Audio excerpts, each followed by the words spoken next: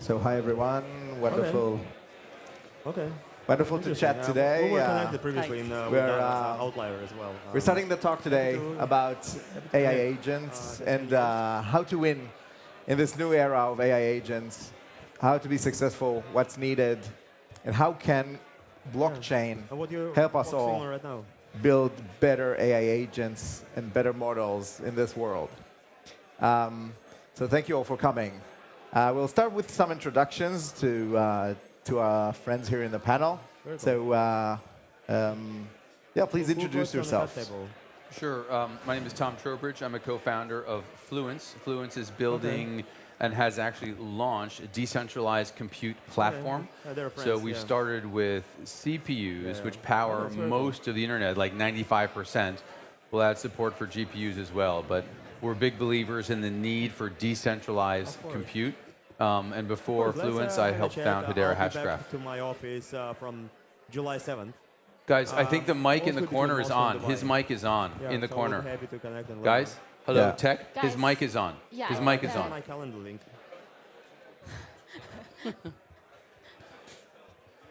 Yeah. All right. All right. Can you guys hear me?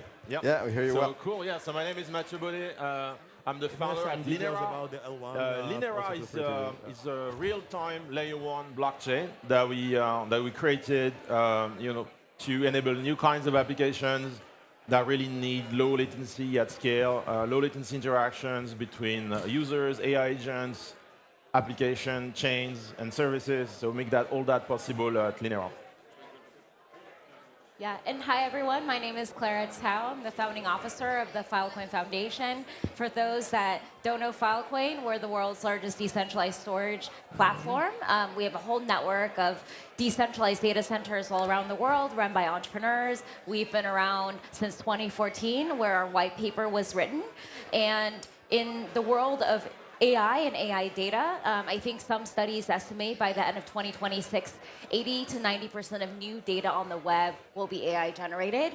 We're really thinking about what does storage look like and how do we have that ability to trust, verify, and also prove where the source of data comes from. So we're super excited to be here, and we're super excited to also talk more about our work.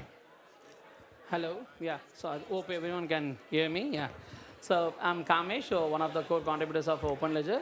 Openledger is a blockchain which is specifically designed for AI. So we all know, AI needs a lot of data, but there is no any data provenance right now in the Web2 industry.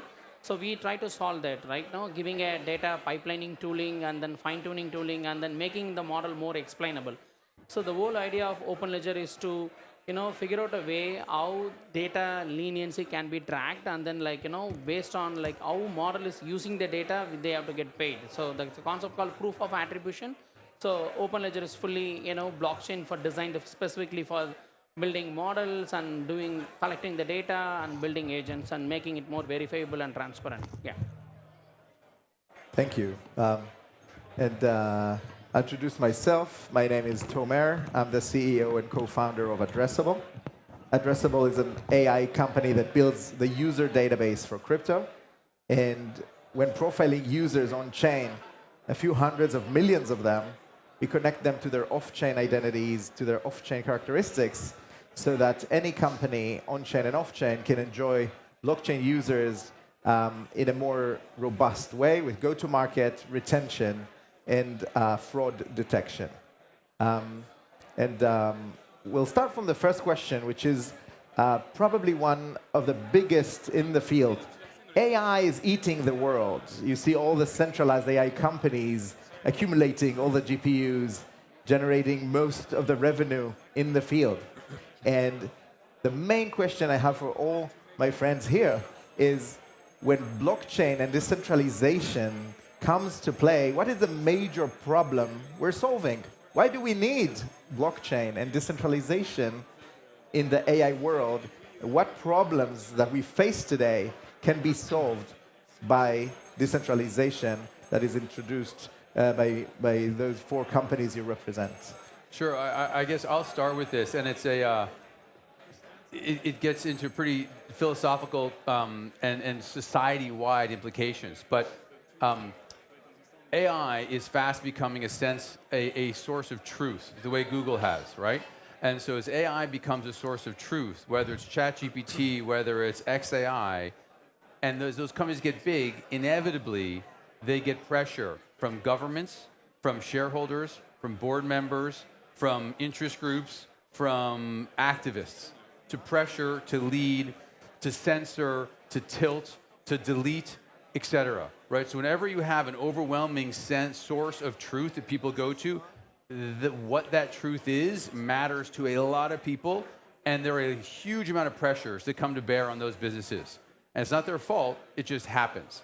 And you've already seen it with Google, right, in their image search.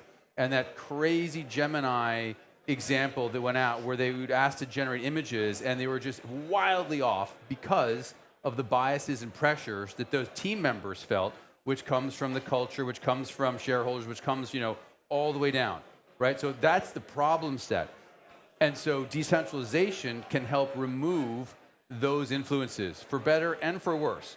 But when you have a decentralized AI, there aren't shareholders, there aren't board members, the governments aren't involved, right? That can be a far more trustworthy AI and trustworthy solution to this source of truth problem that we have. And one of the views I have is eventually a decentralized AI will be the most trusted because everything else is going to be pushed and pulled in various directions. And you can already see it, and there are lots of examples of OpenAI in particular that have had, that's been the subject of a number of biases. So that's from a running AI perspective. And then decentralization can help in terms of fault tolerance and help in terms of resiliency, can help in terms of low cost and democratization, right? You talked about the, and sorry to go on here, but a really important point, the need for GPUs and the dominance of the large companies in monopolizing those spaces, right? If you're starting off, you're not going to be able to accumulate the number of GPUs that these 2 large or 3 large now companies, or 4 if you start Asia, have. So how do you access that? Through decentralized markets, of whom some people on this panel are building and others not on the panel are. You can actually rent a huge amount of scale with very little upfront capital and actually compete with the largest players out there. So it also, decentralization and those marketplaces enable small players to scale and to compete with the vast amounts of capital large players have as well. So I could keep going, but I'll stop. Yeah, and I can jump in really quick to what Tom just said. I think the race for accurate and trustworthy AI is also a race for data. As much data AI can be trained on that's open and trustworthy, that's really where decentralized storage, decentralized compute, all of this supply chain of what powers AI becomes really important. A lot of people may not fully understand what goes into actually running an AI model and building an AI agent at the very top and the infrastructure layer at the very bottom. And for us at Filecoin, we are starting to see already deep decentralization in the Web2 data ownership space. OpenAI, to add to what Tom said, just a few months ago launched ChatGPT memory. A lot of people today are using AI agents to talk about their deepest thoughts, relationships, breakups, therapists, and they might be talking about really critical questions related to their company, investors, whatever it is. And all of that is probably being backed up on Microsoft Azure because Microsoft is the biggest shareholder in OpenAI. And so when you think about, is the content that you're saving on ChatGPT, is that something that you actually trust big tech with? I think that's a really important question where a lot of people may not actually realize where their data is going to, how it's being used, whether they're going to train that data for advertising so that you might get an ad to see a therapist after telling it some of your darkest thoughts, right? And so I think those are really clear examples where a lot of people don't realize that big tech today is owning most of the AI that most consumers are touching. And we really believe that this really should be a transparent process. We're going to see a web that's going to be more open, and there's going to be a lot of questions. Can creators, who are content creators, be able to have ownership over their data? How do they make sure and prove that that's their life work? And you can do that with the ability to track and trace and verify where that source of data comes from. When you think about the storage layer of being able to identify content by its ID and by its unique hash. And that's what Web3 can really offer that is so different from just Web2. We're also going to see a world where it's agent-to-agent communication, where there may not be even someone in between that is paying for an AWS bill. And it's really great to also see Web3, a lot of companies innovating on that edge of thinking about those kinds of deep questions. And this concept of data DAOs, I think, is particularly fascinating when we think about an agent-to-agent world where maybe not one person is owning the AWS bill they're paying. It's a shared fractional ownership of data. And those are really cool things that you can really do and innovate when you think about what's happening with the AI future we're going to live in. Maybe I can add a couple of points. All right. So I don't believe in thesis like, Web3 can compete with the Web2 companies because we already have a severe challenges in scaling our own ecosystem. Web2 is super big, and then the transaction what we see is like millions and millions. I don't think we can compete with the Web2 companies, but we believe there is one aspect that she was rightly pointing out on the data provenance and those kind of things. I think we can try to work with the Web2 companies in handling the, because we don't really care about privacy, right? Because we all use Gmail, we all use YouTube and all the other platforms. So as long as we getting paid for the data, right? I think because we don't mind uploading content on YouTube now, right? Because YouTube some way is paying us something, right? So at least we get the visibility and some business or something. But in this case, this Web2 AI companies try to scrape this data indirectly and then utilizing it and making revenue out of it, right? But they never share anything to the end creator. So that is the biggest problem. I believe that, Web3 can play some role because we can track the provenance of the data and then making the model more explainable. Right now, the biggest challenge, Web2 companies, even they want to pay to the data contributor, and that is the case, but still there is a challenge technologically. Model is always a black box. You can't figure out, once you fine tune the data, you can't figure out which data is really influencing the model, right? If you're not able to figure out that, then how come it's possible to pay the data, contributor? So that's fundamentally is the problem. So I think if the next step is going to be more like making model more transparent so that, if you ask a particular query, from which data and which file this query is able to answer, if you can see like a log file where we see which data is really influencing. So based on that, who provided the data, if you're able to track that on-chain, then it really makes sense to, figure out a system around that. We work with a lot of, bigger enterprise companies. So we work with one of the biggest e-commerce firm in building a model more transparent. We work with one of the maybe upcoming search engine, right? So I can't tell the name. So which is more like an AI search engine. So in terms of figuring out the provenance and other thing, right? They use all the data. So you see millions of legal cases are going on around the, legal companies trying to go, hey, they're using my data, but they're not paying to us, right? That is a problem I think definitely Web3 companies can solve. So that's why we're going deeper into that place, because the challenge always we have in other platforms are scalability is a huge challenge in Web3. I don't think Web3 scalability problem can be fixed, but I believe this kind of trackability and trust, right? I think that is something will make a big difference, because I end up in a couple of decades back, I used to spend a lot of money on Google AdWords and AdSense and those kind of programs, millions of money. I don't really know the transparency on that, right? Someone say, hey, you got 10 clicks and then you have to pay $50, and then whether they paying them $50 or they pay only $5, they take 90% out of it. It is always a black box, right? So that is a problem with the Web2 companies. But anyway, we don't mind even now with YouTube also, what we paying, but at least they're paying something. Is that fine at least, right? That is not even happening in AI. So that is a problem that I think blockchain companies can fix. All right, cool. So I wanted, hi everybody. I wanted to change gear a little bit. So we've talked a lot about AI, decentralized AI, in general, how crypto can help AI. I think it's great. It's super, I think it's very, convincing, and I'd love to see that. There's one problem is that when you talk to pure AI companies right now, they don't really understand what you want to do with them. You want to help them, but they don't really want to be helped. I hope that the world is going to realize that, indeed we need more decentralized AI. So what I wanted to talk to you just now is more about AI agents, like what we can do today. So today we have AI agents. We're going to see them running locally, so hopefully in a more trusted way than in big tech servers very soon. And people are going to want to do something with the AI agents.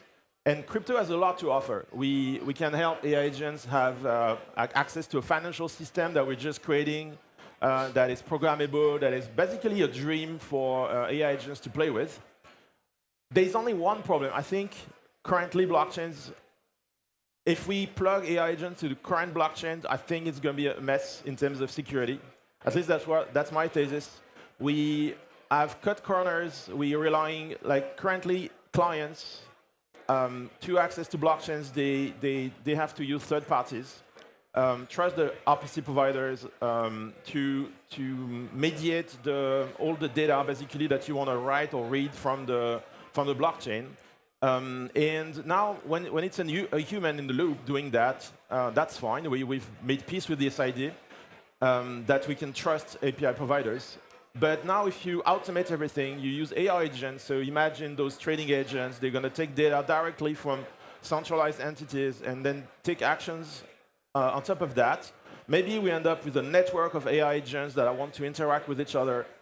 But if we don't do anything, all of them will be essentially trusting centralized entity to kind of figure out what's going on the blockchain and without a direct access. And mark my words, I think we're going to see a few problems. At Linera, what we're trying to do is I think we need to change the architecture of clients, how we interact with blockchain. So this is what we did at Linera. We have changed the architecture, the design of a layer 1 blockchain. We've created this notion of sparse client that allows essentially the same level of security as a full node without the trouble of running a full node. If you're familiar with the concept, that's usually very work intensive, something that normal, regular users are not going to be able to do on their computer. And that's why they use third-party providers. And so at Linera, what we're proposing is to change how we organize the block space so that users can have locally a copy of the block space that they care about, of the on-chain data that they care about. And we found that it's actually really nice when you it's really a big enabler for the security of AI agents that any user might run. Thank you. I deeply agree that a lot of the AI companies today don't want to be helped. And I'd like to ask, because the adoption of crypto and decentralized infrastructure in the AI industry that is moving so fast is still very, very limited. So the data provenance and the data infrastructure and physical infrastructure and even different types of sensitive data that you want to keep away from the models, all of that are use cases for crypto to help AI to become more private or more transparent. And yet, it's very, very limited in the adoption. Most of the companies run fast and adopt very little of that. And what I want to ask in a more forward-looking question is, what is, in your opinion, in 3 years, and try to be short in your answer so we can all hear each other in the limited time. In 3 years from now, what do you think will be the use? So AI is going everywhere in every use case. So what will be the use case that will enjoy blockchain the most when you talk about AI use cases? What will be the use case that there will be the most user adoption and AI provider adoption that will use blockchain as a must-have thing? And let's start from Kamesh. Yeah, I would say, because I spend a lot of time on this to figure out which will really give a business impact for long run. Right? I see, because I believe the power of Web3 is all about bringing 100,000 members to a particular channel or medium as a community. Right? Anything which we can do with the community, I think we can definitely win. Right? That is what the diversification of various people from various countries can do something together to AI. What is that particular use case? So that is the way we were started thinking about that. we find some interesting use cases. Like one of the interesting point is data and like RLHF and all those kind of things. But I believe in the next couple of years, I believe there will be definitely there will be a big legal challenges will naturally occur, right? So they may need some kind of trackability for model. I think for sure there will be agents will do a lot of, a lot of challenges with the agents in practical day-to-day. Definitely agents need trackability. I believe in the next couple of years there is going to be a trackability system, right? Where Web3 companies can really play there. So I feel like, trackability and verifiable agents and, verifiable data, those kind of things will definitely get a adoption for at least for a specific category of business like legal and some IP and so not like entire world will use Web3, but some niche categories definitely they can utilize the Web3. Yeah. Yeah, I wanted to add to Kamish's point. I think in the next 3 years, we're going to see a much more open web because we're going to see so much data that's just created by people leveraging AI and creating more data than ever. And people want to verify, hey, is this AI generated? Is it not? Is this book written by an AI or is it actually by the author? Like I said earlier, content creators want to be able to get attribution for their work. You're going to see huge interesting lawsuits probably happen in the IP space. You're going to see regulation. You can look at the EU AI Act today that has a lot of indication that they're looking for the ability to track exactly which models are being taken for different kinds of work, and they're pressuring that on companies. I actually came from the government space. I spent around 4 years in the US government across 2 different administrations, and a lot of policymakers today, they'll just end up putting on nonsensical policy when they don't understand the tech behind it. And so I do agree that we're going to see a lot more transparency demands, especially from countries where it's not necessarily as tech-leaning. But at the same time, I am incredibly bullish on the area I'm most passionate about, which is decentralized storage, because that's a fundamental layer where you can actually, at the end of the day, track where content is being stored, how it's created, what data sets are changed over time, and you can do that in all transparent reporting. And a lot of the data that we store today on Filecoin, we have 4.1 exabytes of available storage, is already public data that a lot of AI models are being trained on. And so we want to make sure that as people are thinking about use of AI, you can verify everything from content to images, making sure it's not necessarily AI generated. Journalists are already using our technology today to verify that their photographs are taken at the source of upload. You can also be able to track scientific data sets over time. If you're running a huge experiment, spending millions of dollars, there's huge use cases in the DeFi space where you don't want to accidentally use the wrong set of data when you're creating all these complex computations and someone else on the other side of the world is trying to run that very similar experiment. So I actually think it's less about let's bring blockchain to blockchain to AI. It's really the fundamental building blocks of how blockchain is built, where it's probably the perfect ingredient for being able to scale and act in a way that we're already seeing AI agents and AI models being built today. We're going to see a more distributed ecosystem of the web with AI. And I think there's so many additional opportunity for people really thinking about the payment space to do exactly that disruption. The reason why agents are so popular in crypto is because there is such strong product market fit and there's a financial incentive for why people would leverage AI agents. I actually don't see that in traditional Web 2 yet, where people might have agents, but it might be, more playful than it is actually opportunistic and actually money moving around. But we're already seeing that a lot in the DeFi and token space today of a lot of people leveraging agents to trade. My big wish also for AI in crypto is seeing a lot more usability improve in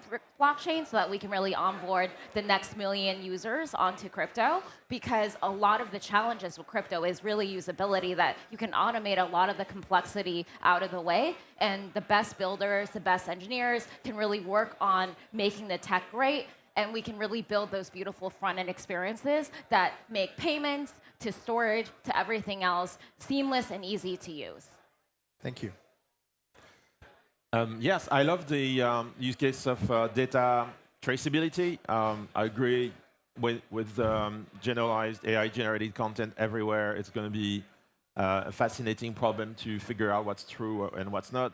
We at Linera, we're actually working with a deepin company that is interested in having a connected device, so device connected to the blockchain, and by device here I mean, for instance, cameras, surveillance cameras, and the idea would be like, in case you need to extract a snapshot for an investigation or something, there'll be a chain of custody of the data from the origin, thanks to the connection of the device to a blockchain, in particular like Linera, that can take this kind of volume of connections from many devices.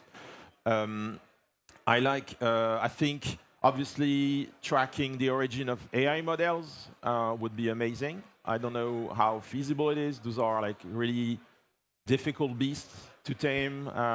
It's so challenging, so expensive to train AI models these days that if you come and add problems on top of that, it may, adding cost to the training of the AI models.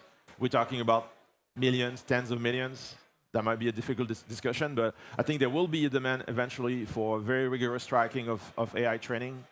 And of course, AI agents, starting with, I think, personal AI agents. So everybody already have some form of an AI assistant somewhere in a browser tab, all right?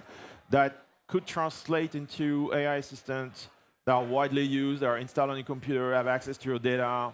It's probably going to be part of the operating system very soon.